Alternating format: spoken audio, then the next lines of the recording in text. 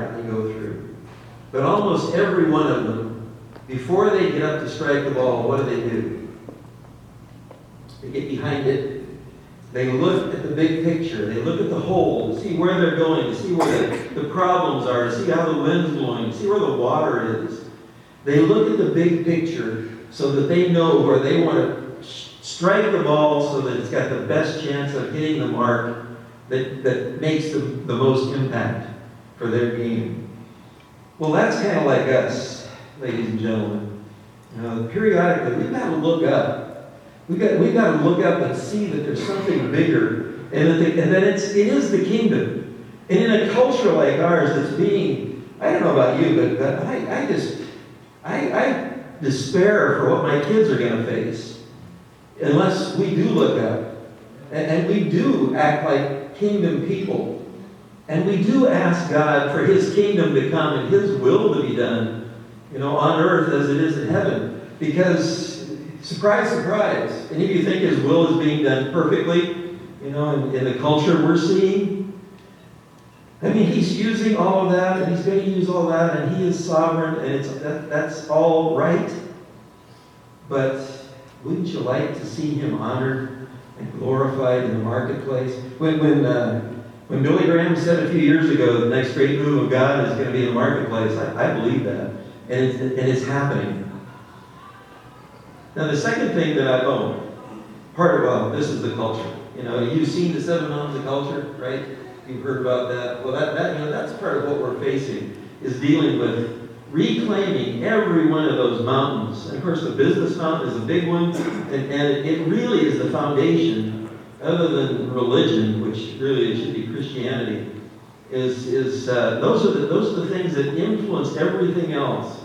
Everything is influenced by what we do in the business world.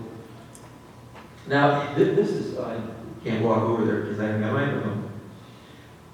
If you want to look at a couple of things, I'm not going to walk through this, but you can go online and look at Tim Keller, who's the pastor of Redeemer Church in New York, has developed this picture of the gospel ecosystem.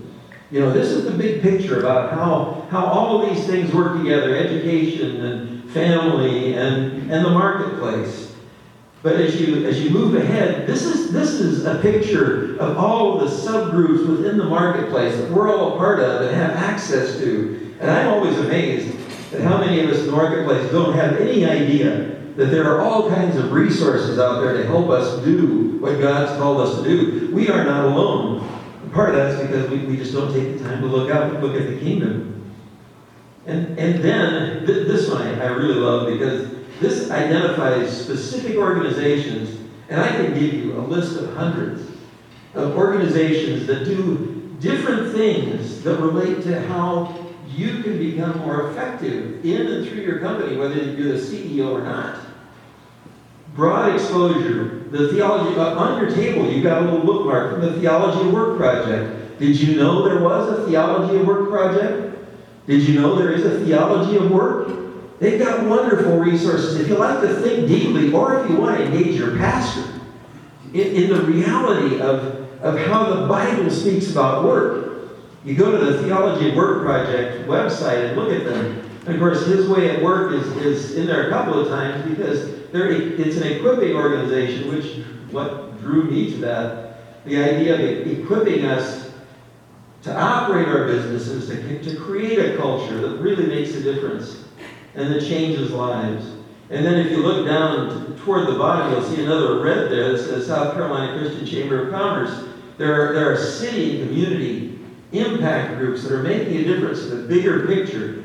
And the South Carolina Christian Chamber is certainly going to be, and is already, one of those. But here's the second thing that I learned that goes right along with that. We're designed to have maximum impact when we're not trying to do it, even organizationally alone. When we're doing it, learning how to do it together.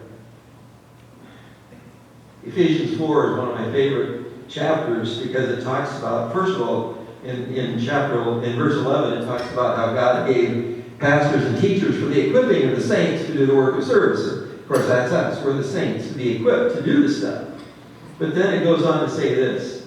from whom the whole body, being filled and held together by what every joint supplies, according to the proper working of each individual part, causes the growth of the body for the building up of itself in love.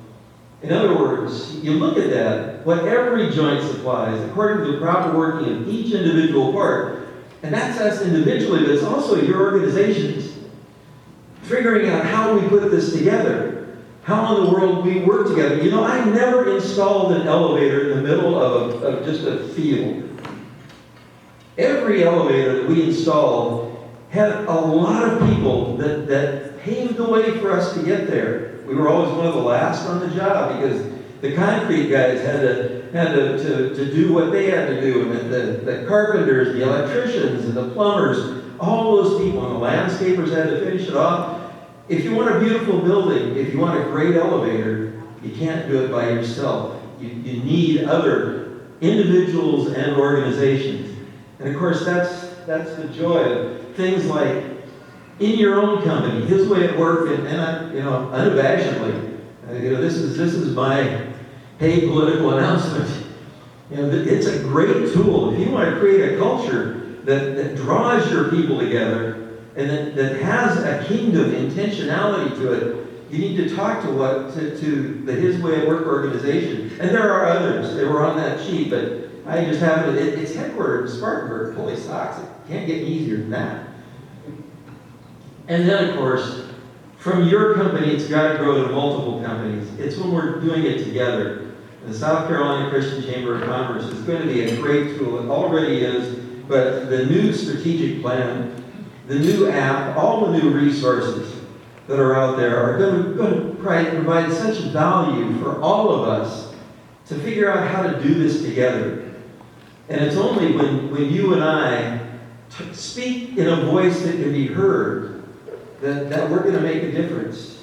And that's a lot of what this is all about, is learning how to not only encourage each other, and not only to help each other be excellent at what we do because we're working for Christ, but to have a voice and a witness in a community and a state and beyond that's really going to make a difference. That's going to make South Carolina a state under God. It's going to make Greenville a city under God. And that's doable. That's really doable. We serve a God who can handle a lot more than that. Yeah.